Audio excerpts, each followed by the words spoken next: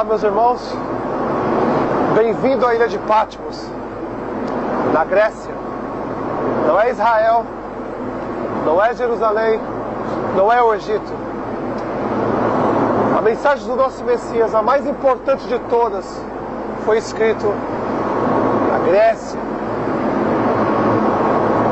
na ilha de Patmos. Não foi escrito em Israel, não foi escrito em Jerusalém, mas sim na ilha de Patmos, aqui na Grécia. Ora, se Israel é a terra santa e é a terra mais importante que tem,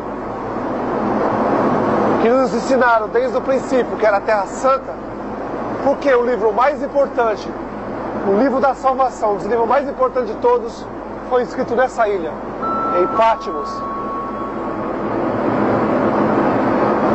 Por que tanta mentira, tanta enganação em todo esse tempo? Sempre mentiram pra gente. O sistema religioso faz a cidade de Jerusalém como se fosse a maior cidade, a cidade mais abençoada, a cidade santa, sendo de que santa não tem nada. Jerusalém e Israel, a única coisa que eles têm sobre eles é o sangue dos profetas, o sangue do nosso Messias e o sangue dos apóstolos. Seja bem-vindo à ilha de Patmos, na Grécia. Não é Israel, não é Jerusalém, mas é na Grécia. Porque o Messias disse bem claro que ele ia tirar do povo judeu, ia tirar de Jerusalém, e ia dar para um povo que desse os frutos do reino. E esse povo não tem nada a ver com o judeu, não tem nada a ver com Israel, não tem nada a ver. É uma nova geração, um novo povo, um povo que seria, através do Espírito do nosso Pai, seria levado o pão da vida em todos os povos e todas as nações do mundo.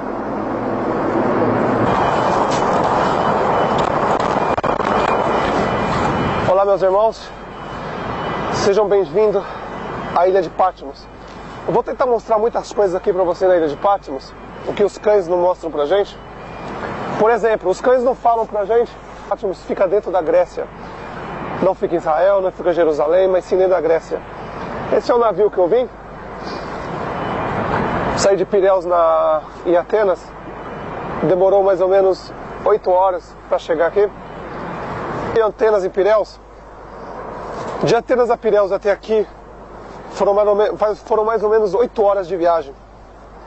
Eu escolhi Pireus porque antes de vir para Patmos, eu passei em Tessalonicenses, na Tessalônica, Atenas, depois Coríntios e Gálatas. Mostrar geralmente onde os nossos irmãos, os apóstolos, passaram, escreveram suas cartas, mandando para os nossos novos irmãos, os gregos, depois os romanos, e depois todos os povos, nações e línguas do mundo. Esse foi o navio que eu acabei de chegar. Foram 8 horas mais ou menos de viagem. Muito difícil o lugar, foi um dos lugares mais difíceis que eu já viajei na minha vida. Muito complicado chegar aqui. A ilha é pequena, não tem aeroporto aqui, só dá para chegar aqui de navio. Nada. Olá, meus irmãos, bem-vindo à ilha de Patmos. Dando uma olhada aqui para vocês, passando as montanhas que eu estou gravando. Cada dia eu vou num lugar diferente para gravar para vocês dar uma olhada como que é a ilha de Patmos. Essa ilha é a mesma do nosso irmão, o apóstolo João. Note uma coisa, o que ele viu há quase 2000 anos atrás não mudou nada. O que você está vendo hoje é o que ele viu naquela época, essa ilha. Olha para você ver a cor da água, como que é. Um lugar limpo, um lugar bonito. Agora eu te pergunto, por que o nosso Pai escolheu a ilha de Patmos, que não é na Israel, não é em Jerusalém, mas sim na Grécia, para revelar o livro de Apocalipse? É muito simples entender. Se você notar as escrituras, você vai ver que grande parte das escrituras, nosso Pai fala de montes, montanhas, que quando chegar a hora, todas as ovelhas têm que sair das grandes cidades para as montanhas. As ovelhas somos nós. E para as montanhas, que o nosso Pai nos preparou um lugar lá durante 1260 dias, que será provavelmente agora, quando o 8º rei assumir seu trono. Por que as montanhas? As montanhas têm isso: água pura, terra. Basta nós pegarmos a semente, plantar, pegarmos a água, regar a semente, teremos comida durante 3 anos e meio. Essa geração que nós vivemos hoje não sabe plantar nenhum tomate. Para você ver como nós somos podres. Nós dependemos de tudo para comprar aqui nessa terra.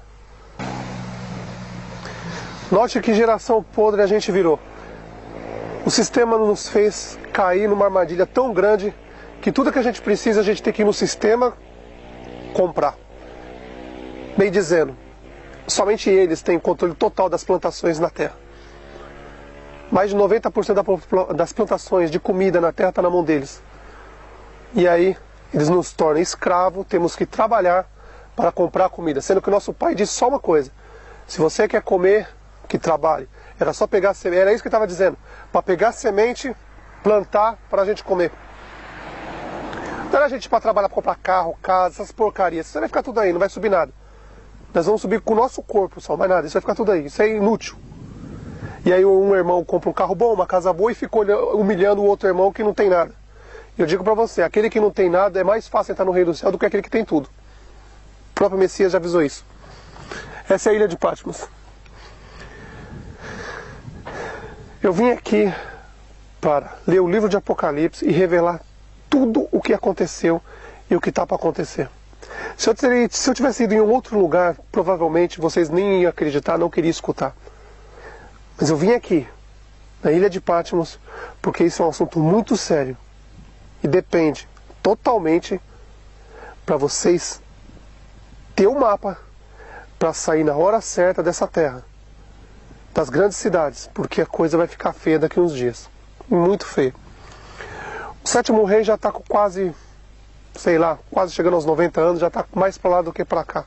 A profecia diz que ele ia ficar muito pouco tempo. E ele já está muito tempo, porque eu já estou achando que está muito tempo já. 7 anos já está muito tempo. E o 8º rei está para vir. Procede de um dos 7. Aí você me diz, faço uma pergunta para você. Se eu for num cemitério, entrar num cemitério, depois que eu estiver saindo dentro do cemitério, você me vê saindo do cemitério, seja inteligente. Porque eu estou saindo do cemitério, eu vim dos mortos? Foi isso que o nosso irmão João viu. O 8º rei subindo do abismo. Abismo é cemitério, não é inferno, é um cemitério de mortos, onde estão as pessoas mortas.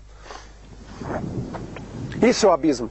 Então, quando o nosso pai e o nosso Messias mostrou a visão para o nosso irmão João, ele viu o 8º rei vindo do abismo. Provavelmente ele estava visitando a tumba do pai dele. Que deve ser, não deve ser, é o 6º rei.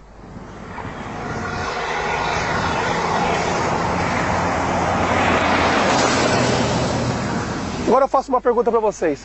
Imagine comigo, você vai num cemitério à noite, à tarde, vamos supor, num cemitério à tarde, num velório à noite de um amigo, de um parente, de qualquer pessoa, e você está ali no cemitério, que no passado se chamava abismo. Abismo dos mortos. Você está dentro do cemitério, aí você decide ir para casa. Do outro lado da rua tem algumas pessoas. As pessoas veem você saindo de dentro do cemitério, do abismo dos mortos. Isso significa que você veio dos mortos? Os cães, os pastores, a religião, o sistema religioso ensina pra gente que o 8º rei vem dos mortos.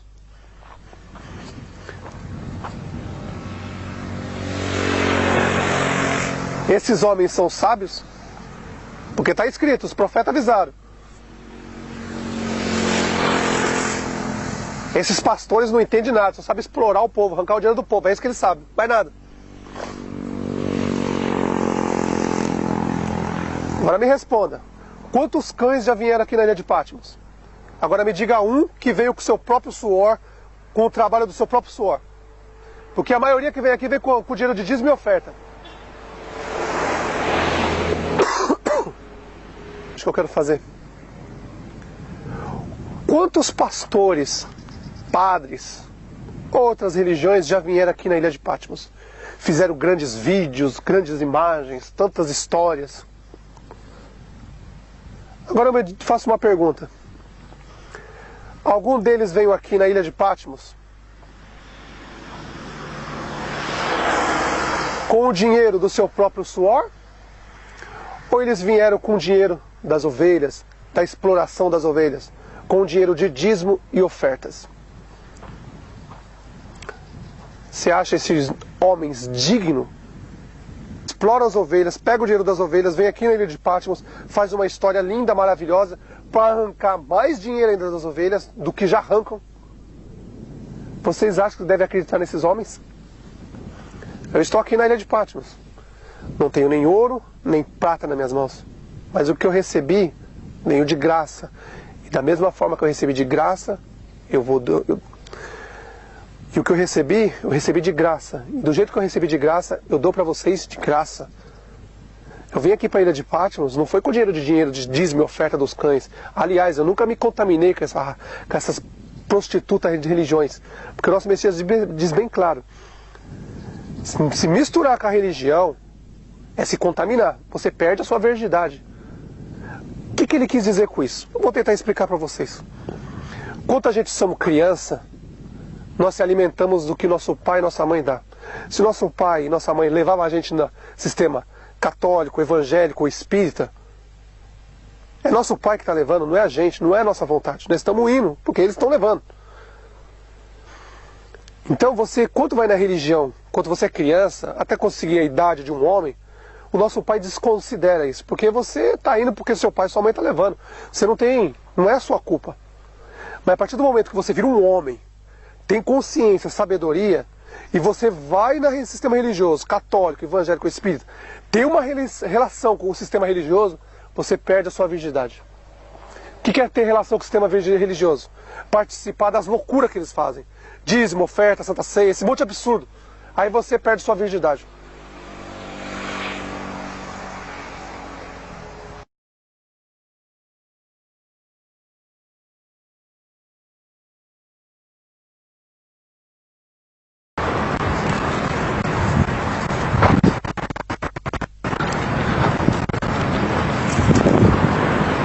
Olá, meus irmãos, hoje eu estou aqui em Atenas, a casa do deus Zeus.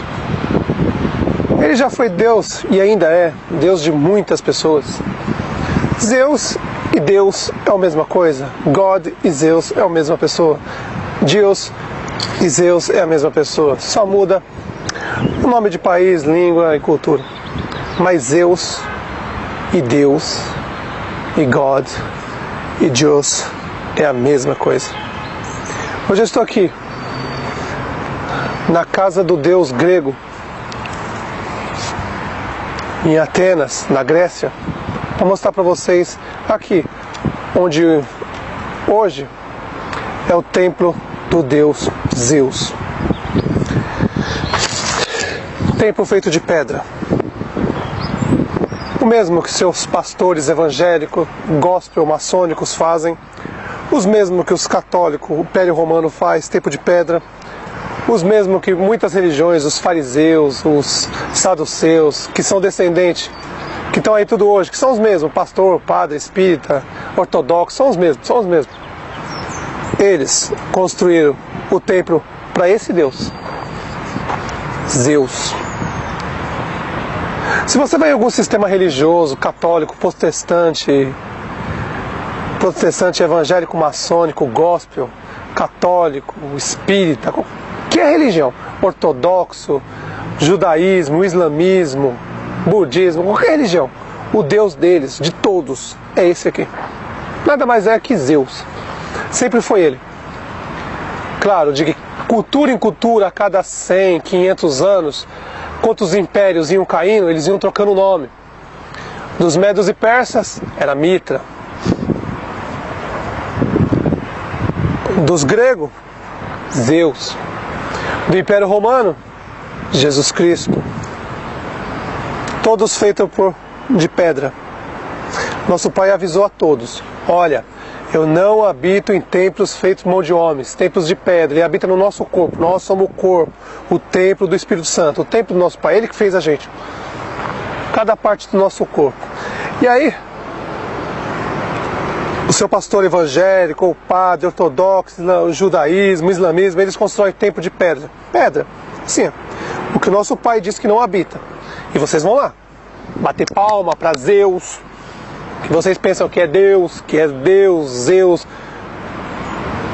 Vocês vão nesses lugares tanto tempo, eles lavam tão bem a mente de vocês, que vocês não aprenderam ainda, que nosso pai não gosta de ser chamado de Deus, Zeus, Mitra, Jesus Cristo, ele não gosta. Nem nosso Messias, ele não gosta. Ele gosta que a gente chame ele de Pai. Por isso que ele diz, não chame ninguém nessa terra de pai, padre. Não chame ninguém nessa terra de mestre, pastor, evangélico, gospel, maçônico. Nem de chefe, nem de nada. Quando você quer falar com seu pai lá do céu, nosso pai, lá de cima, entra no seu quarto, tranca a porta e fala com ele em secreto. E em secreto ele vai te ouvir. Mas aí vocês preferem na casa de Zeus, das igrejas evangélicas maçônicas, que nada é que esse Deus aqui. Não mudou nada. Zeus. Templos feitos de pedra. Isso aqui, tá vendo? Templo feito de pedra. Zeus. Não mudou nada. Aí você vai lá, bate palma, diz glória a Deus, paga dízimo e oferta para Zeus. Não para o nosso Pai que está no céu, mas para Zeus, para Jesus Cristo. Você paga para eles. Não para o nosso Pai. Que ele disse, ele não habita em templo feito de homens, não habita em templo feito de pedra. Aí vocês vão lá, enganado, gosta de ser enganado. Vocês gostam de ser enganado. Estive em Tessalonicenses, mostrei para vocês que lá, nosso irmão Paulo, ou Shaul, ou qualquer outro nome, que cada um dá um nome diferente para nossos irmãos, não importa, para esses, não importa tanto o nome, porque o importante é as cartas que eles mandou para a gente, dando referência como seriam os últimos dias, e como agradar ao nosso Pai e ao nosso Messias. E aí esses hipócritas, filho do diabo, diz que Paulo montou templos feitos de pedra, em Tessalonicenses. Eu fui lá, não montou não, mentira. Lá só existe, aqui na Grécia, a maioria é a igreja ortodoxa, que nada mais é que são os fariseus saduceus. É a mesma roupa, eles se vestem do mesmo jeito, não mudou nada. A cultura vem passando de pai para filho já há milênios. Então lá, aí eu fui lá em Tessalonicenses, nunca montou, nem Paulo, nem os apóstolos montou templo de pedra. Porque eles obedecem o nosso Pai, obedecem o nosso Messias. Fui para Coríntios, lá em Coríntios, nossos irmãos, Paulo e nossos irmãos apóstolos, também não montaram o templo feito de pedra. Eu fui lá em Coríntios para mostrar para vocês que é verdade, eles não construíram.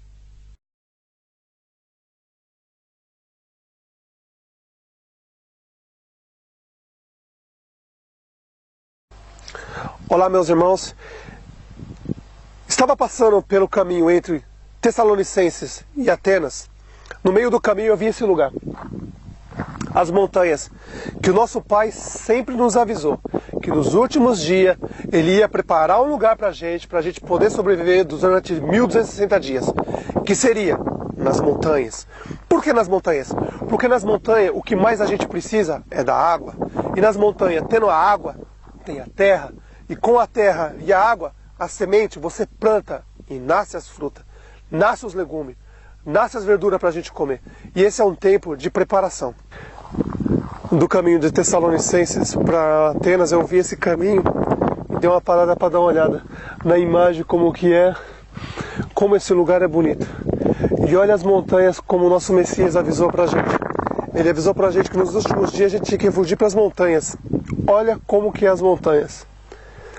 Você vê água pura, limpa, lugar para fazer plantação durante 3 anos e meio, um lugar onde você pode ficar tranquilo. Geralmente as pessoas das grandes cidades não vêm para esses lugares porque não tem interesse. A nova juventude de hoje em dia não sabe nem o que é isso, porque são totalmente escravos dessa vida e eles não têm tempo para nada, só para trabalhar, trabalhar, trabalhar e trabalhar. E essas coisas assim eles vê quando os governos dão o feriado prolongado para o gado, né? Para que os gados possam tirar uns 2, 3 dias de descanso. Eles conseguem ir numa praia, algum lugarzinho mais próximo, porque lugar mais longe não dá para ir. Tem que ser um lugar bem perto, porque lugar longe, enquanto você é escravo, não tem como ir. Eu estou mostrando para vocês essa paisagem aqui de Atenas. Para mim, é um dos lugares mais bonitos que eu já vi. Olha o tanto de montanha. Dessas montanhas corre muita água doce, o que nós precisa para sobreviver, água doce. terra para fazer a plantação da semente. Tudo que a gente comer, a gente tem que pegar a semente e plantar e colocar. Para vocês verem que lugar lindo. Eu vou dizer para vocês, um dos lugares mais lindos que eu vi na minha vida. Desse monte de montanha tem muitas cachoeiras que a água desce e cai nesse rio. Olha a cor da água, azul, pura e cristalina. É um lugar mesmo muito bonito. E nosso Messias disse nos últimos dias que a gente tinha que vir para esse lugar. Em todo lugar do mundo tem lugar igual esse plantado. Nosso Messias nos avisou no livro de Apocalipse que quando chegasse o oitavo rei, a besta, que é o próximo Papa, a gente tem que fugir para esses lugares. Lugares assim, onde tem montanha, é deserto, a nova juventude, o novo exército, não tem muito trabalho de vir para um lugar desse, eles não gostam desses lugares. Eles gostam mais da cidade, ficar tumultuado todo mundo na cidade. Então por isso o nosso Messias fala, bem claro, na hora que chegar o oitavo rei, o próximo Papa, a gente deve pegar nossa família, se preparar e sair das grandes cidades e vir para lugares como esse. Em todos os países do mundo, eu olhei já em vários países do mundo, tem esses lugares. Não adianta vir com desculpa que não tem. Sim, tem. Em todos os países do mundo tem lugares como esse. Esses lugares foram preparados pelo nosso Pai, o Criador do céu e da terra, muito antes da fundação da terra. Ele já planejou isso. Para quê? Para quando chegasse os últimos dias, a gente pudesse fugir para esse lugar. A gente tinha que fugir para um lugar, tinha que ter algum lugar. Então nosso Pai preparou, por quê? Ele preparou as montanhas. Porque geralmente das montanhas tem a água, o que nós precisamos para sobreviver. E com a semente que a gente vamos levar para lá, a gente vai fazer o quê?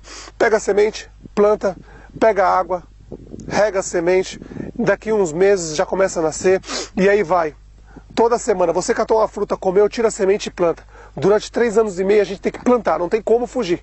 Não vai esperar que você vai sentar numa cadeira, vai pegar uma água, enquanto precisar de uma água gelada, você vai falar para Deus jogar pedrinha de gelo do céu para você, que ele não vai jogar.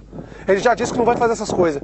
Isso é responsabilidade nossa. Se a gente quer comida durante esses 3 anos e meio, a gente vai ter que plantar, a gente vai ter que pegar a semente, plantar, para que ele faça nascer a fruta, o alimento para a gente poder comer.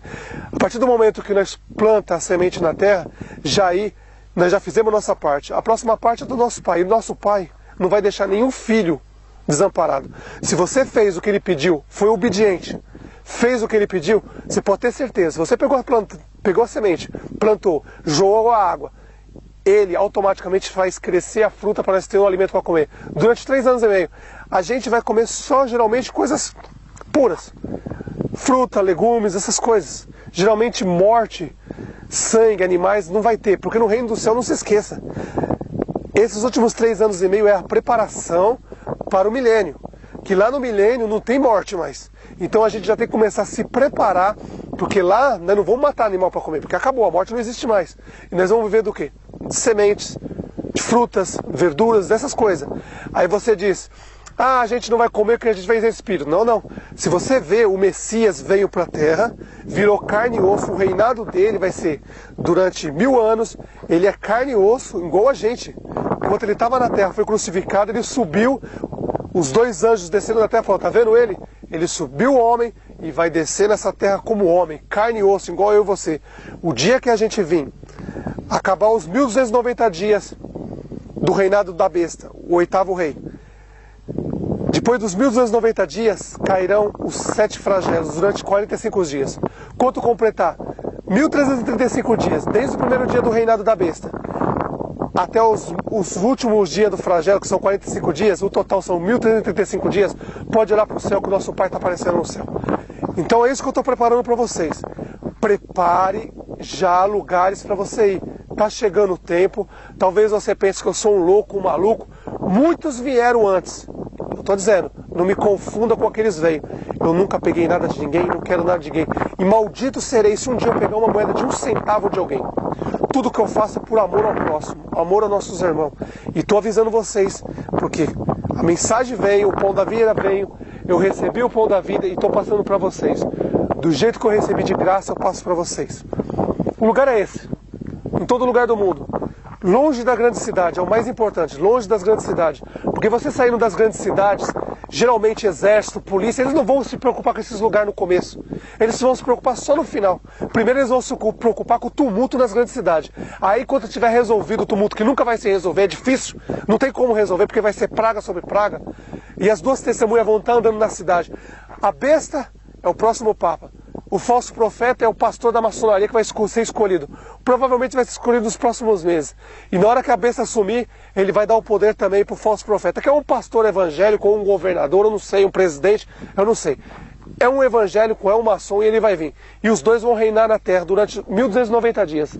Esses 1290 dias é para isso. Enganar o povo, colocar a marca da besta na mão direita, que já vai começar nos Estados Unidos dia 1º de março, já vai começar. Se você não tiver um microchip na sua mão, a partir do dia 1º de março, você não pode mais usar os hospitais. E provavelmente 2014, que é um ano muito importante, presta atenção, 2014, nosso Messias avisou bem claro, que os primeiros que construíram o Templo de Salomão seriam os últimos. E pelo incrível que pareça, o Oriente é o primeiro continente, o Ocidente é o segundo continente, o Norte é o terceiro continente, e o Sul é o quarto continente, e o último continente. Por incrível que pareça, a profecia está se cumprindo. O primeiro construíram lá no Oriente, em Jerusalém. E agora eles estão construindo no Sul, o último continente. E provavelmente a América do Sul foi escolhido para isso. Prestem muita atenção. O nosso Messias diz bem claro que nos últimos dias, para cumprir a profecia, todos os povos do mundo deveriam estar em algum lugar. Num lugar no mundo. E olhe bem, 2014 a 2017 a América do Sul vai fazer a Copa do Mundo e as Olimpíadas. Todos os povos, nações e línguas estarão na América do Sul. Vocês tomem muito cuidado porque provavelmente em 2014, 2017, provavelmente é a tribulação. Quase que certeza, não tem como dizer isso, mas provavelmente sim. Porque na hora que o Templo de Salomão ficar pronto, é o tempo que eles vão reunir todos os maçons do mundo, todos os povos do mundo, para trazer para a América do Sul, para mostrar a estrutura que eles fizeram do Templo de Salomão. Estão gastando milhões nisso, e por incrível que pareça, a profecia está se cumprindo detalhe por detalhe. Não tem como fugir. Não tem como fugir. A profecia está se cumprindo e vai se cumprir. 2014 a 2017, provavelmente, o 8º rei está esperando só um detalhe. O 8º rei não sabe como matar as duas testemunhas. Eles ainda não sabem. Mas ele vai saber muito em breve. Porque quando ele souber como matar as duas testemunhas, ele vai vir. E vai vir com força. Porque durante 1290 dias ele vai reinar sobre essa terra. E as duas testemunhas vão ser pedra no caminho dele. Eles vão dizer uma coisa, a besta e o falso profeta vão dizer uma coisa, e as duas testemunhas vão dizer outra. Vai ser um caos total na terra. O falso profeta e a besta vai colocar o mundo inteiro contra as duas testemunhas. E aí, meus irmãos, vocês vão ter que fazer uma escolha. Não tem como seguir dois pastores. Ou nós seguimos o nosso Messias, que é o nosso pastor, o nosso verdadeiro pastor, que morreu. Presta atenção.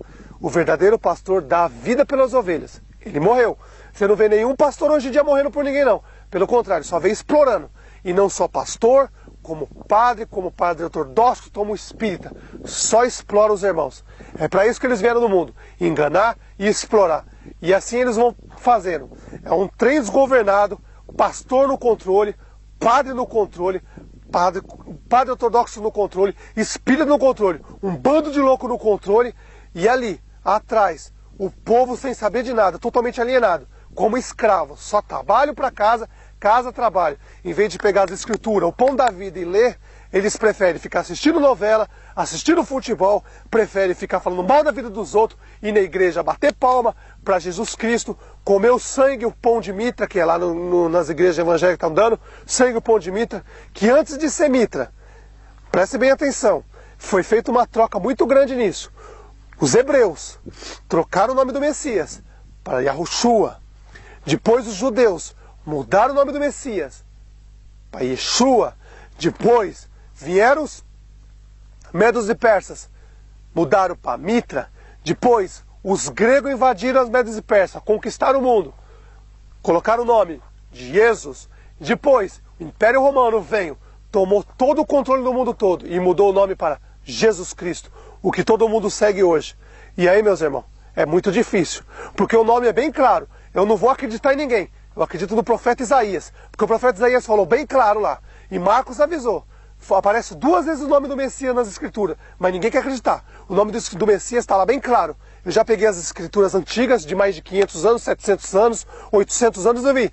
Tá lá, o nome do Messias é bem claro, Emanuel. Mas ninguém quer acreditar nisso. Vocês preferem seguir homens. As pessoas estão saindo aí da América do Sul, indo pro vômito da América do Norte, da maçonaria, vai pro vômito da central da grande loja da maçonaria da Inglaterra, se alimenta do vômito da grande loja, depois vai para Roma, se alimenta do vômito de Roma, depois vai para Grécia, se alimenta do vômito de Grécia, depois vai para os Medos e Persas, se alimenta do vômito dos Medos e Persas, depois vai para Jerusalém, Judá, a terra de Judá, a terra que eles dizem que é a terra santa, que eles dizem.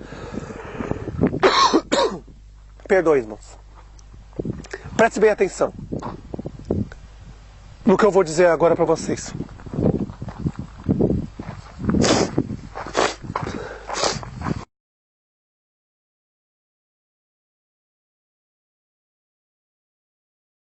Tá caindo a noite aqui em Patmos. Tá ficando muito bonita a imagem aqui, é muito bonito. Então, prestem bem atenção. Olha lá, vamos voltar lá no paraíso de novo. Adão está com Eva, Adão foi tentado e não caiu. O diabo foi tentar Adão através de uma serpente, Adão não caiu na conversinha. E aí, o diabo viu que não tinha como tentar Adão, foi na carne, foi no sangue dele, no sangue dele. Essa historinha voltou de novo, depois de 2.000 anos, muitos anos, quer dizer, mais de 6.000 anos, quer dizer. Voltou de novo a historinha. Olha, minha mulher é minha carne, é meu sangue.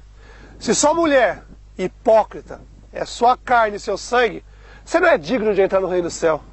Porque o Messias falou bem claro, aquele que não largar pai, mãe, mulher, filho, tudo em meu nome, não é digno de mim. Ele é a nossa carne, ele é o nosso sangue. Quanto a gente se alimenta do pão da vida, que é ele, a gente se une ao corpo dele. E aí a gente tem que levar o pão da vida para nossa mulher, para o nosso pai, para nossa mãe, para eles fazer parte do Messias, não fazer parte da gente, que nós não somos podres. Eles têm que fazer parte do Messias. Nós temos que levar a palavra para a pessoa fazer parte dele, não nós. Nossa mulher, família, fazer parte de nós. Porque se nós fazermos isso, nós cometemos o mesmo erro de Adão e a gente cai e vai para o inferno junto com eles. Não tem jeito. Mas é difícil, né? É difícil entender. É difícil. Primeiro eu falo um monte de bobagem do vinho. Ajunto da internet, um monte de gente fala um monte de bobagem, fala tudo sem pensar. Juntamento solene. Pior do que os cães. Porque os cães não estão mais nem aí, já estão condenados mesmo. Esses aí já está escrito lá no livro de Apocalipse. Bem claro. Os cães estão fora, esses já estão condenados. Agora, o que é isso? O que é isso? Vamos analisar as escrituras corretamente para não ter esses problemas, porque está acontecendo coisas absurdas na internet.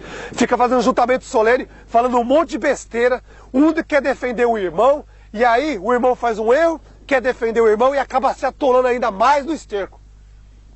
Por quê?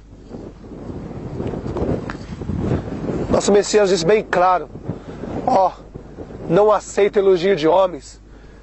Isso é para nós, não ficar aceitando elogio. Cada um tem que fazer sua obra aqui nessa terra e acabou. Não tem que ficar um elogiando o outro, não. Ficar elogiando, você nisso. Não tem essa, não. Nós estamos numa guerra que daqui a uns dias está acabando essa guerra. Mas vocês preferem ficar tendo os status de estrela na internet. Coisa absurda. Coisa absurda. E aí eu ajunto, começo a falar um monte de besteira. Não pode fazer isso, não pode fazer aquilo. Onde está escrito que não pode fazer? Deixa de ser hipócrita. Tudo que afeta nosso espírito é só ser sábio, não precisa ser inteligente para saber disso. Tudo que afeta nosso espírito, nossa consciência, não faz bem. Porque quando afeta a nossa consciência, nós atacamos o nosso pai. Quando nós afeta a nossa consciência com bebida, qualquer coisa, qualquer porcaria, que tira a nossa consciência, presta atenção, tem que tirar a consciência. Tem que tirar a nossa consciência. Comida, essas coisas não tiram a nossa consciência. Agora, bebida alcoólica, tira a consciência. Aí começa a dançar, fazer um monte de absurdo que os outros faziam no passado. E nosso pai já avisou que não gostava daquilo. Mas aí dizem, onde está escrito que não é para beber? Tá bom, meu filho. Pega seu filho, quando chegar à noite, quem tem filho, quem não tem, ou filho, ou sobrinho, chega à noite, dá um monte de pinga para ele, dá uma chave do carro para ele, manda ele sair dirigindo. Vai lá. Vai lá. Aí ele bate e morre, o pecado é de quem? É dele, que tomou todos e bateu o carro e morreu? Não, meu filho, é seu. E você que deu pra ele. é tão difícil? Por que é tão difícil? Eu vou dizer uma coisa pra você, às vezes é mais difícil trabalhar com os irmãos que estão na nossa volta do que com os cães. Eu quase tomei uma surra dos judeus lá na Inglaterra, lá. Quase tomei uma surra deles. Mas aquelas cobras não tem jeito. Não tem jeito, não. Aí eles dizem assim, ó, a gente é o povo santo. Nós somos o povo santo.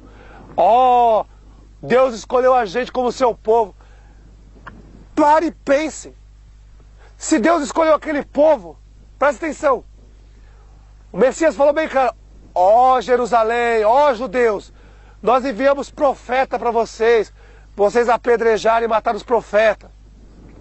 O Pai enviou o Messias, o Filho. Vocês apedrejaram, fizeram de tudo para matar o Messias. E mataram. Não foram os romanos não, foram vocês. Foram os judeus. Aí depois os judeus juntou e mandou toda a sinagoga do mundo todo perseguir os apóstolos. Matou todo mundo, sobrou nenhum. Só João conseguiu sobreviver por um milagre. Porque o nosso Messias protegia ele 24 horas.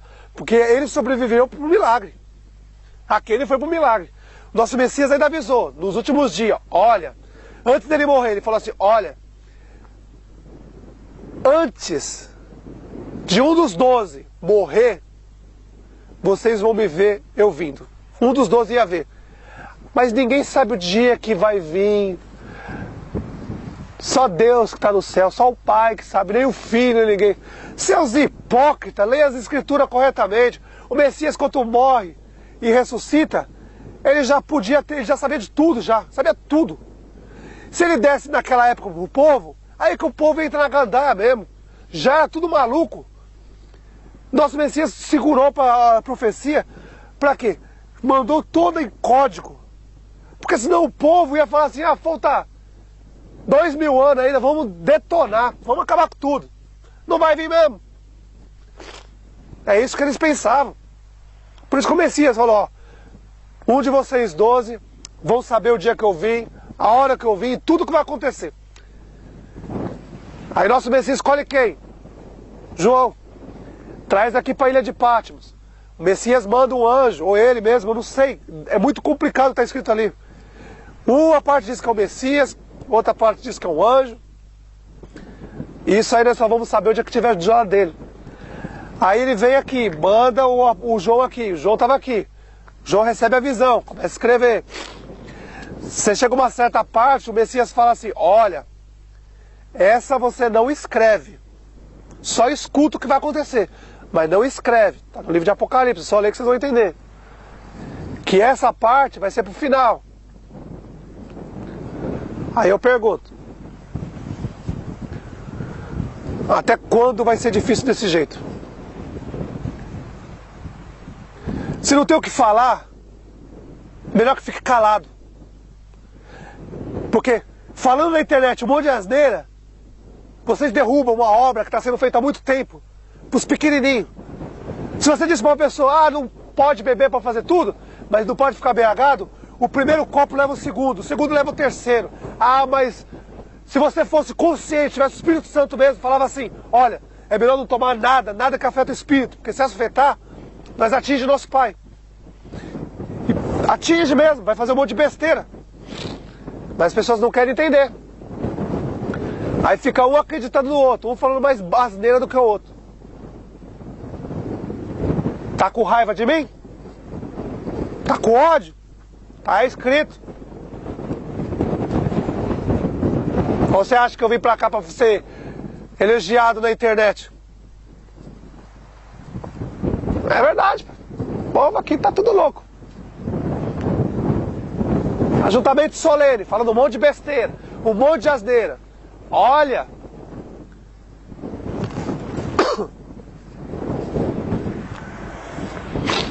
Aí diz, olha, não gosto de falar de Illuminati, não gosto de falar maçonaria. Pra mim, vou fazer uns vídeos falando sobre isso só pra vocês entenderem, mas eu não gosto. Porque esses caras estão com tanto medo, mas vocês não percebem isso.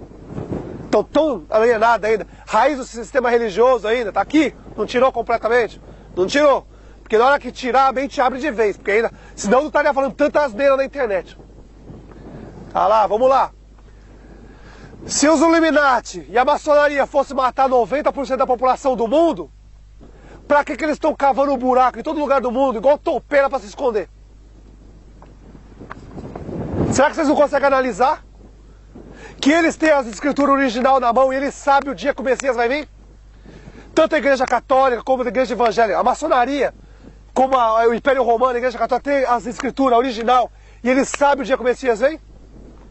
Porque está escrito, o 8º rei só vai reinar 1290 dias e começa a cair os flagelos, 45 dias cai o flagelo, um por semana praticamente. E aí o Messias vem? Será que vocês não conseguem entender isso?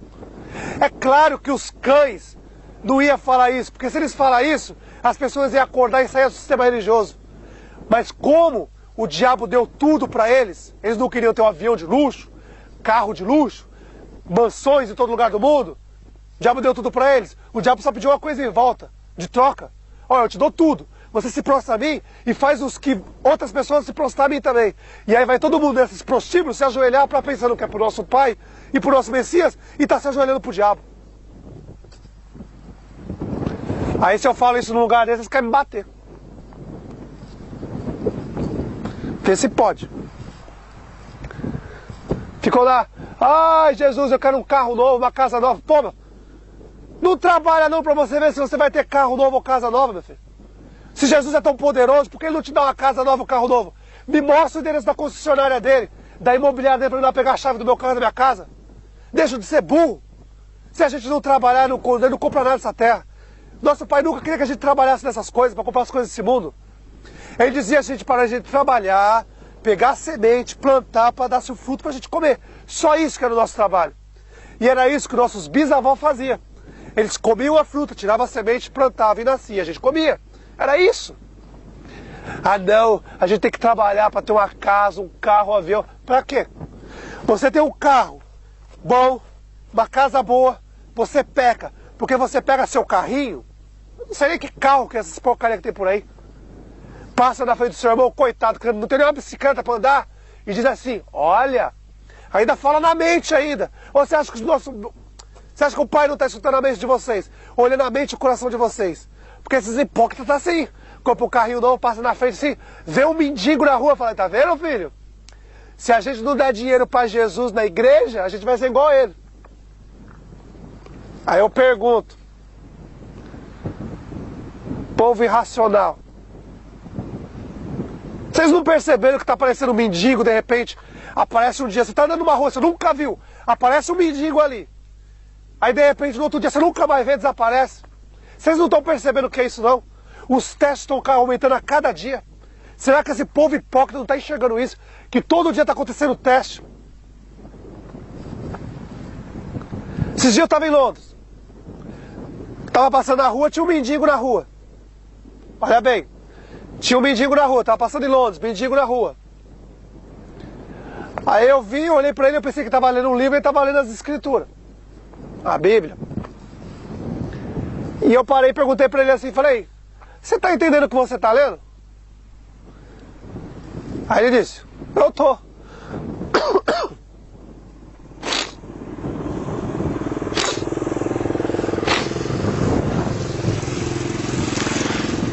Então eu encontrei um mendigo na rua.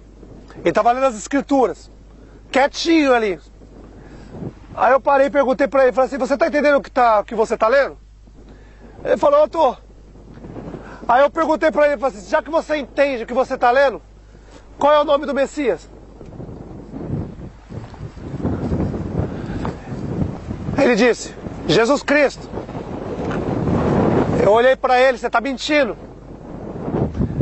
Você não vai me enganar não. Ele olhou no fundo do meu olho e me disse o nome do Messias.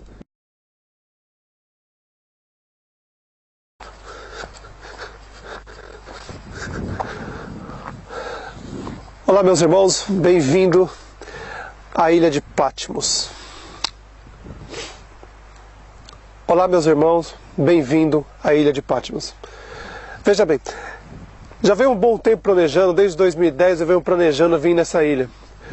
Não só aqui, como eu já fui em Tessalonicenses, na Tessalônica, para onde nosso irmão, o apóstolo Paulo, ou Shaul, como as pessoas chamam ele, mandou carta para os Tessalonicenses. Já estive lá. Atenas, Coríntios e Gálatas.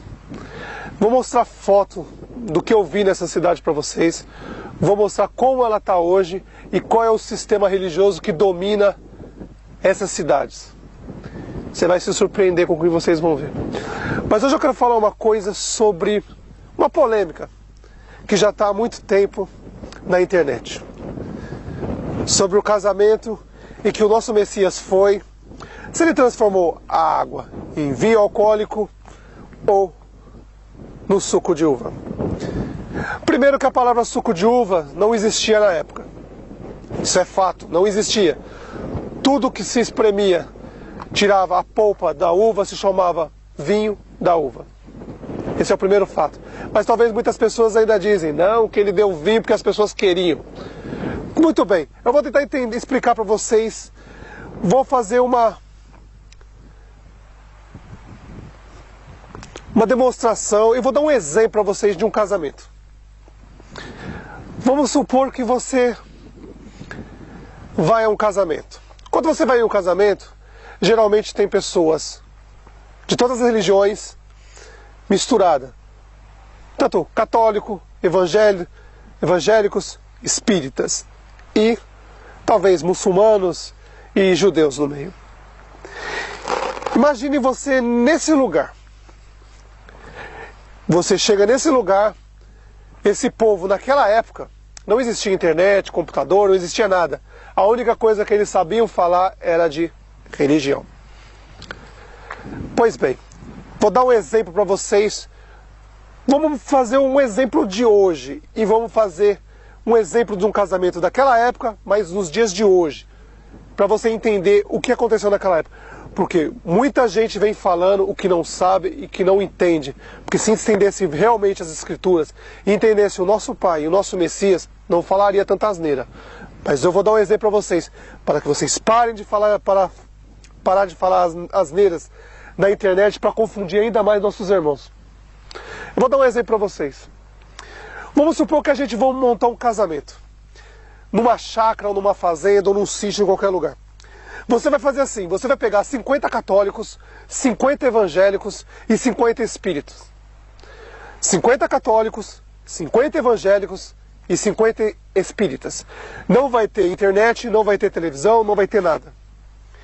Nesse casamento você vai colocar uma quantidade de vinho. Vamos supor, 150 pessoas, 2 litros de vinho a 3 litros de vinho para cada pessoa. A festa começa às 11 da manhã, casamento à tarde, festa, comida, 11 horas da manhã. Pois bem, 150 litros, 2 litros de vinho para cada pessoa, 300 litros de vinho, 150 pessoas. 50 católicas, 50 evangélicas e 50 espíritas. Agora vamos montar a história do passado hoje. Naquela época, todo cidadão andava com uma faca na cintura. Pois bem, toda hora que você chegar uma pessoa nessa festa que você vai fazer, numa fazenda, numa chácara, num sítio, você vai dar uma faca para essa pessoa. Ela vai entrar na fazenda, vai dar uma faca para ela e vai deixar ela beber vinho à vontade. Isso são 11 horas da manhã. Pois bem, chegando 4 horas da tarde, você chega com sua mãe, seus amigos, nessa festa. Na hora que você chega nessa festa, você já vê que não tem mais vinho. Sua mãe chega em você, filho, não tem mais vinho. Ponto.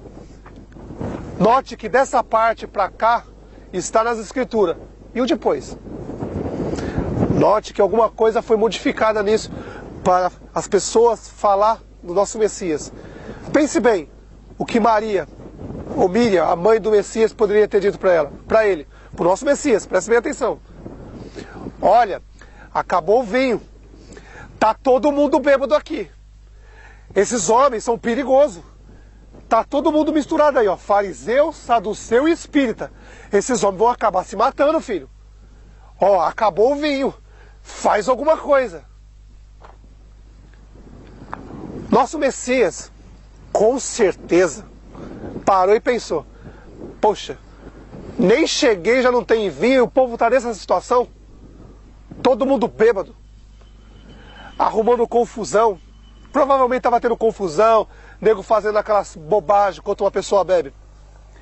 Nosso Messias olha e vê aquilo e fala: ô povo que não muda. Não muda. E aí, nosso Messias olha essa situação, pensa: parou, vamos voltar na chácara que a gente montou para fazer uma festa. 50 católicos, 50 evangélicos e 50 espíritas. Você deu vinho, 300 litros de vinho, 150 pessoas, tomaram tudo. 4 horas da tarde você chega lá, com a sua família. Você vê os caras dançando, fazendo um monte de bobagem. Discutindo um com o outro com religião. As pessoas afiando a faca na pedra. As mulheres afiando as unhas nas pedras. Só um motivo para ter uma treta ali e sair morte para todo lado. Pois bem, sua mãe chega para você e fala: filho, olha a situação desse povo. Acabou o vinho. E agora? Que a festa nem acabou ainda. O que a gente faz? Vai dar mais vinho para eles? Para eles ficarem mais bêbados e acabar se matando? Ué, é o que vocês dizem. Quando você diz que o Messias transformou água em vinho alcoólico, você está dizendo que ele deu bebida alcoólica para o povo se matar. E você vê que nas escrituras não diz que teve nenhuma briga lá. E provavelmente quando ele chegou nesse dia, a situação devia estar muito grave lá. E o que ele fez? O que ele fez? Agora voltemos à fazenda, a chácara que nós montamos. Se você chegar numa chácara, colocar 50 católicos, 50 espíritas e 50 evangélicos, der bebida à vontade para eles, e quando acabar você der mais, no final sai morte, sai briga. Você pode ter certeza que vai ter um genocídio nesse lugar. Agora pense, você acha que o nosso Messias, o nosso rei, está lá em cima, sentado à direita do nosso Pai, e ia dar bebida alcoólica para as pessoas? Deixem de ser hipócritas. Pensem em espírito, não em carne. Quando você pensa na carne, você age com a carne, e a carne é contra o espírito. Quando o nosso Messias chegou lá e a mãe dele falou: filho, tá todo mundo bêbado aqui, vai ter uma briga que vai acabar saindo morte para todo lado. O nosso Messias automaticamente, consciente do que estava fazendo, o que ele fez? Pegou e transformou a água em suco de uva. Hoje suco de uva, mas vinho da uva puro, que eles nunca tinham sentido antes. E na hora que ele fez, e as pessoas começaram a provar, automaticamente, o alcoolismo das pessoas passou. Acabou. As pessoas estavam todas alcoolizadas, provavelmente quando tomaram esse vinho que o Messias fez, transformou a água em vinho, que era suco de uva, suco mesmo natural, a polpa da uva. Na hora que o povo tomou aquele suco, feito pela mão do nosso Messias. Presta bem atenção, foi ele que fez. Quando ele fez isso, ele não fez para deixar o povo bêbado, ficar dançando, arrancando a roupa, fazendo um monte de besteira. Não, ele fez isso para que as pessoas bebessem e o alcoolismo, que estava todo mundo meio louco naquele momento, devia estar todo mundo meio louco, porque se você chegou numa festa de casamento, não tem mais bebida alcoólica, não tem mais vinho, se todo mundo bebeu, todo mundo tá bêbado. E sua mãe chega para você: filho, a coisa aqui tá perigosa, tá todo mundo bêbado aqui. Se a gente ficar aqui vai sair briga, vai sair morte. Nosso Messias consciente, nosso rei consciente, vai, manda encher os galões de água e ele vai e transforma em suco. Aí eles começam a dar, todas as pessoas começam a beber, não acreditam, porque eles nunca deviam ter tomado um suco daquele, uma polpa de uva daquela. E automaticamente que tomava, as pessoas deveriam perder a embriaguez, para não ter uma briga e ter um assassinato lá, uma briga, discussão. Porque naquela época só tinha duas coisas para falar: Roma ou religião. Naquela época Roma não era religião, ainda. Veio de ser muito depois. Não era religião. Então os fariseus acusavam os saduceus acusavam os seguidores de Baal, que eram os espíritas, e dava essa confusão. E todo mundo numa festa, todo mundo bebendo, nosso Messias chega com a sua mãe, e a mãe dele chega para ele: filho, acabou o vinho, olha a situação desse povo, o que nós vamos fazer? Se eles comprar mais vinho e der para eles, esses caras vão se matar. Nosso Messias pensa, faz o suco, a polpa da uva pura, tocado com a mão dele. Se com a mão dele ele curou muitos enfermos, fez muitos cegos enxergar, muitas pessoas paralíticas andar, imagina quando ele tocou com a mão na água e fez suco de uva. virar o suco de uva. O poder que teve aquele suco na pessoa? Você acha que não era capaz ele dar as pessoas beber e tirar a embriaguez deles? As pessoas deixavam de ficar bêbadas ali, loucas, ficavam em sã. Porque nosso Messias vai numa festa. Se tem uma assassina lá, começa um matar o outro, discutir com o outro lá, com o nosso Messias lá no meio, imagina o que estaria nas escrituras hoje. Alguém chamaria ele do Messias? Ia falar, nossa, olha lá, o Messias foram lá e viu as pessoas bêbadas e deu mais pinga para eles. Aí depois, por causa dele, ele deu pinga para as pessoas, saiu um monte de morte. Seus hipócritas, enxerga, pensa no que vocês estão falando. Analisa. Infelizmente é melhor eu falar isso para vocês agora do que um dia você estiver frente a frente com ele e ele olhar na sua cara e falar assim para você: eu dei bebida alcoólica para as pessoas? Quem é você para falar isso de mim? Você não estava lá na situação. Pô, se ele já explicou bem claro, ó, cheguei na festa, acabou o vinho. Poxa, meu, se acabou o vinho é que estava todo mundo bêbado. E se ele desse mais vinho para as pessoas vinham discutir e se matar lá. E aí as pessoas iam se matar e eu escrever, ó, o Messias vem aqui, o suposto Messias, que ninguém acreditava nele, poucas pessoas acreditavam. Ó, o suposto Messias veio na festa de casamento, tava todo mundo bêbado, transformou água em vinho e deu mais bebida alcoólica pro povo e o povo começou a brigar e se matar. A culpa seria de quem? A culpa seria de quem se ele fizesse isso? Se ele desse vinho para as pessoas e as pessoas brigassem e se matassem, o pecado seria de quem? Das pessoas? Não, o pecado seria dele. Porque foi ele que deu. A mesma coisa você. Se você montar um casamento lá numa chácara, 50 católicos, 50 evangélicos, 50 espíritas, cada um com uma faca na cintura, que o povo naquela época era louco, andava com faca na cintura. Qualquer coisa eles passavam a faca no outro. Agora vai falar que eu estou mentindo? Vê? Eles andavam sempre com faca na cintura. Aí imagina, numa festa de casamento, todo mundo bêbado, discutindo sobre religião, e o bicho pegando, aí o Messias chega, olha todo mundo bêbado. A primeira fala com ele a mãe, ó, filho, acabou a pinga, a vinho deles aí, ó, tá todo mundo bêbado. Porque se você chega numa festa, acabou o vinho, porque tá todo mundo bêbado. Tava todo mundo louco lá. O Messias olha e fala, ô, raça de víboras mesmo, meu. Como é difícil esse povo. Eu nem cheguei na festa, já não tem mais vinho, tá todo mundo bêbado já. Devia ser de tarde ainda, devia ser de tarde. Tava todo mundo bêbado. E aí, ele vem, nosso Messias sábio, porque ele sabe todas as coisas, ele sabia que hoje, muita gente já está falando que ele deu bebida alcoólica para as pessoas. E aí, o que acontece? Se tivesse morte naquela época, todo mundo ia jogar a culpa nele, e o pecado seria dele, porque ele deu. Como muitos dizem, eles queriam bebida alcoólica, mas o Messias foi muito sábio. Ele fez uma coisa que eles nunca tinham tomado antes. Da mesma forma que ele tocava no olho das pessoas, as pessoas voltavam a enxergar, tocava no corpo das pessoas, as pessoas começavam a andar, a mesma coisa ele fez naquela água, ele fez alguma coisa ali muito forte, que quando as pessoas beberam, esquecia de tudo, nem lembrava mais que estava bêbado, nem lembrava que estava no casamento.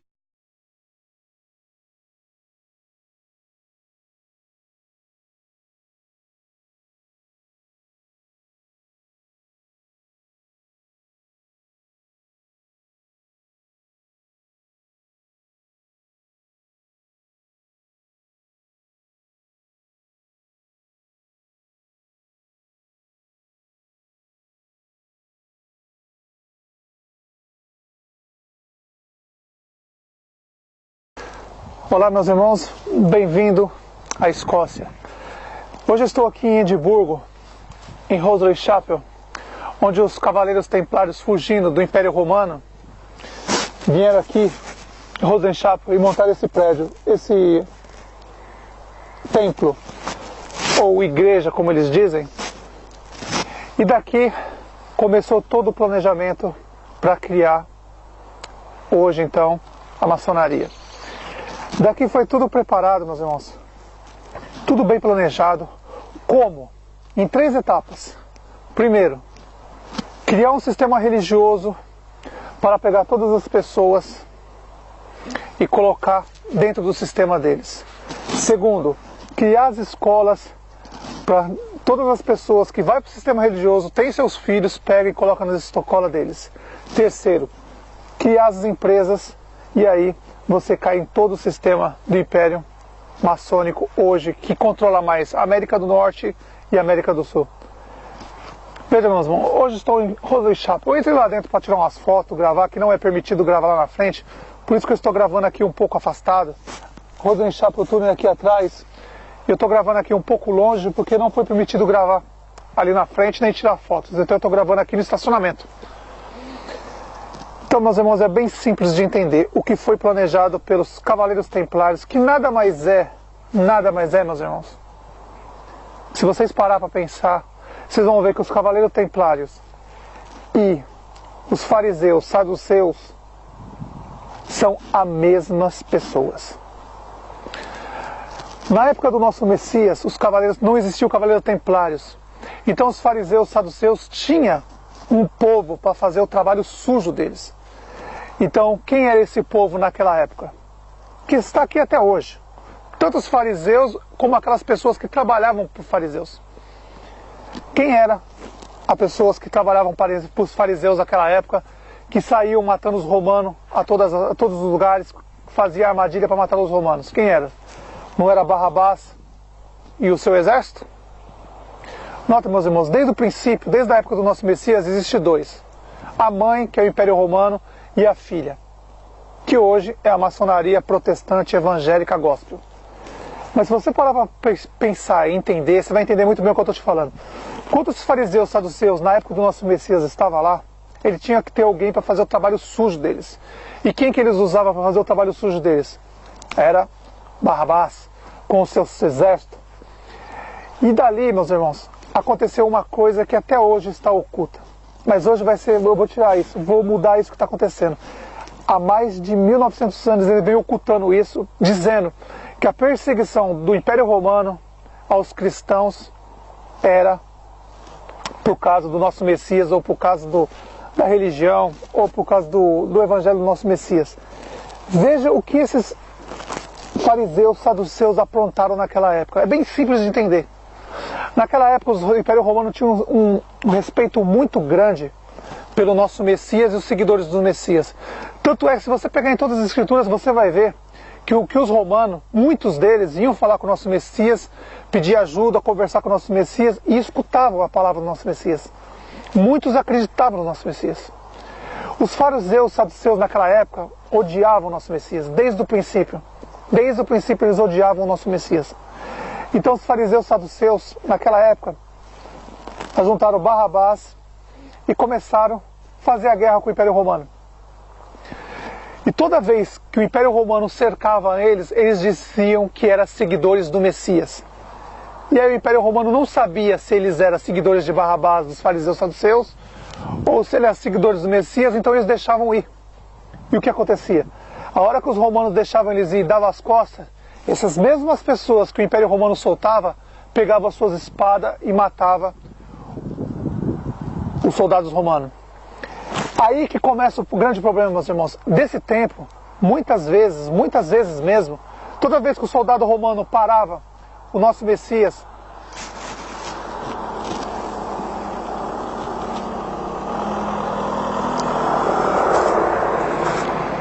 toda vez que o Império Romano encontrava uma pessoa na guerra contra os fariseus saduceus, porque os fariseus saduceus sempre tiveram Barrabás como o exército deles. Os fariseus saduceus naquela época já pegavam dízimo e oferta das pessoas e pagavam para Barrabás matar os romanos. Desde o princípio.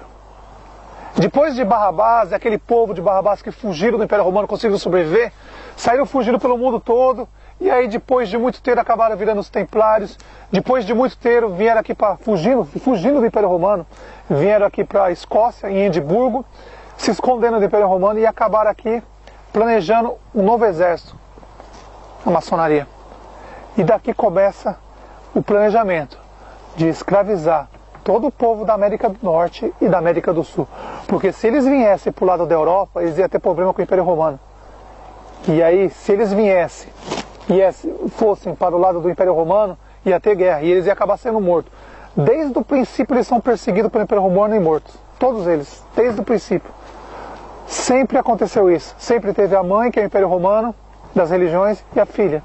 Desde o princípio foi assim. E hoje, depois de muito tempo, já quase 1990 anos da morte do nosso Messias, 1995 mais ou menos antes da morte do nosso Messias, eles estão aí do mesmo jeito. O Império Romano está lá, intocável, até hoje não caiu. E aquele povo que lutava com o Império Romano, que era Barrabás, os seus soldados, que depois de muitos anos, depois de perder muitas vezes a guerra, fugiam no Império Romano, acabaram virando os Templários, depois faziam guerra com o Império Romano e acabavam fugindo também, e acabaram fugindo aqui para a Europa e acabaram montando, vindo para Edimburgo, aqui na Escócia, e montando, planejando o início da maçonaria. Claro que na época já tinha umas lojas maçônicas em Londres, mas foi daqui que saiu o principal, onde seria a matriz de toda a maçonaria no mundo, que é em Londres. Então, meus irmãos, é muito fácil de entender. Na época do nosso Messias, quem trabalhava para o sistema dos fariseus, saduceus, para fazer o trabalho sujo dos fariseus, saduceus, era Barrabás, com os seus soldados. Tanto é que naquele dia, quando o nosso Messias foi preso, pegaram o Barrabás e o nosso Messias, colocaram um do lado do outro, e quando o general romano disse: qual que vocês querem que eu solte, o Barrabás ou o Messias? Os fariseus foram os primeiros a excitar aos povos a soltar Barrabás e matar o nosso Messias. Desde o princípio foi assim, desde o princípio. E eles vêm dia a dia enganando a gente. Por exemplo, eles dizem que a Terra Santa é Israel, Jerusalém, sendo que a Terra Santa é o Monte Sinai, no Egito. Eles dizem que os 12 apóstolos nasceram em Jerusalém, Israel, mas é mentira. Eles nasceram na Galileia. Na Galileia é 150 quilômetros de Jerusalém, já não é Jerusalém mais, é outro estado. Tanto é que o nosso Messias sempre pregava para eles, para os estrangeiros, que Galileia significa Galileia dos gentios, povo estrangeiro. E o nosso Messias ia pregar no Líbano, na Síria, por diversas vezes, mas eles arrancaram isso das escrituras, porque Tiro, meus irmãos, Tiro hoje está no Líbano, mas naquela época era Síria. Sidom, que o nosso Messias ia pregar, hoje está no Líbano, mas naquela época era na Síria. Então, se você prestar bem atenção, você vai entender que nosso Messias primeiro pregou para os estrangeiros, escolheu 12 apóstolos, dos 12 apóstolos, um era judeu, somente um, que era Judas Iscariotes, que foi enviado dos fariseus, saduceus, enviaram ele de Jerusalém para Galiléia para ficar acompanhando os passos do nosso Messias. E ali, como um espião, ficar olhando todos os passos do nosso Messias. E toda vez que o nosso Messias ia pregar em algum templo deles, templo, sinagoga deles, não do Messias, deles, eles queriam bater e apedrejar nosso Messias por diversas vezes. Então nosso Messias pregou primeiro em Tiro, Sidom, que é no Líbano, na Síria. Provavelmente nosso Messias pregou em Beirute, provavelmente, porque Tiro e Sidom, Beirute, as cidades vizinhas. E nosso Messias pregou lá nesses lugares. E eles nunca disseram isso pra gente. Se você pegar as escrituras e ler, você vai ver que o Messias, nosso Messias, não é judeu, jamais foi judeu. Os apóstolos, nenhum deles, somente um, Judas Iscariotes, era judeu. E fato é que foi ele, pago pelos fariseus saduceus, para ficar na cola do nosso Messias 24 horas. E todas as informações onde o nosso Messias ia, eles iam passando as informações para os fariseus saduceus. Tanto é que onde nosso Messias ia, sempre tinha os fariseus saduceus perseguindo ele. Porque quem passava para eles as informações era Judas Iscariote. Então veja, meus irmãos, como é simples de entender. Império Romano em Jerusalém. E ali, os fariseus saduceus, com o dinheiro das pessoas, que eles pegavam das pessoas, o dízimo e a oferta que é hoje, mas naquela época devia ser outra coisa, mas é a mesma coisa de hoje, porque os que estão aí fazem a mesma coisa. Naquela época eles pegavam o dinheiro das pessoas, ajuntavam um povo, para esse povo matar os romanos. E aí, com o dinheiro do dízimo que eles recolhiam, eles pagavam Barrabás para matar o Império Romano. Então, toda vez que o Barrabás e os seus soldados o Império Romano cercavam eles, eles diziam: vejam, a gente é seguidor do Messias, a gente não somos soldados de Barrabás, não nos mate. E essa farsa foi fazendo isso acontecer de várias vezes, até um ponto que o Império Romano, toda vez que o Império Romano prendia os seguidores de Barrabás e eles fingiam ser seguidores do Messias, falavam, veja, nós somos seguidores do Messias, nós não fazemos guerra, nós queremos paz. E aí o que eles faziam? Eles mentiam e toda vez que o soldado dava as costas, eles matavam os soldados romanos. Até o fato que o Império Romano um dia fala assim, vejam, se vocês não conseguem saber quem é os seguidores do Messias e quem é os seguidores de Barrabás, dos fariseus e saduceus, matem todos, porque é muito difícil saber quem é quem. Então, meus irmãos, foi bem claro o que aconteceu. Isso estava em oculto durante muito tempo. Vejam bem, Barrabás trabalhava para os fariseus e saduceus. Barrabás era os templários da época. Claro que depois mudou para templário, depois maçonaria. Mas são os mesmos que estão aí hoje. São os seguidores dos fariseus e saduceus. Se você for numa igreja protestante evangélica maçônica, eles são contra o Império Romano, a igreja católica. São eles que estão aí. Mãe e filha. O Império Romano é a mãe das religiões, a mãe de todas. E a filha é aqueles seguidores de Barrabás, dos fariseus e saduceus, que estão aí até hoje. Ficam sempre na cola do Império Romano. Então, meus irmãos, foi bem claro o que aconteceu. Os fariseus e saduceus contrataram Barrabás, pagavam para Barrabás matar o soldado romano, o Império Romano. E toda vez que o Império Romano cercava os soldados de Barrabás, Barrabás falava, vejam, eu não sou soldado, eu sou seguidor do Messias, não me mate.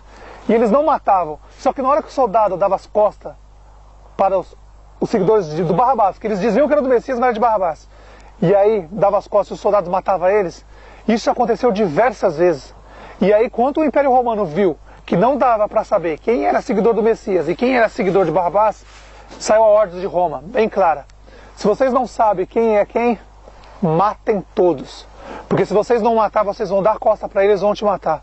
E assim começou as perseguições que eles dizem, meus irmãos. Eles dizem que a perseguição é para os cristãos, mas não, meus irmãos, nunca foi.